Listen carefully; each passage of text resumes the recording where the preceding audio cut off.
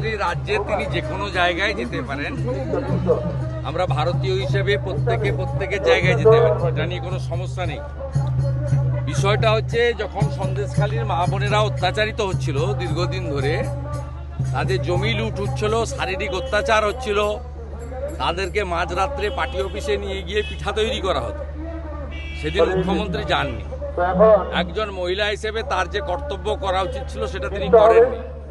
উল্টো দিকে বিধানসভায় দাঁড়িয়ে তিনি শাহজাহানকে সমর্থন করেছেন যে এরা চাইছে, অর্থাৎ কেন্দ্রীয় সরকার মানে বিজেপি চাইছে শাহজাহানকে জেলে ঢুকিয়ে এলাকা দখল করতে।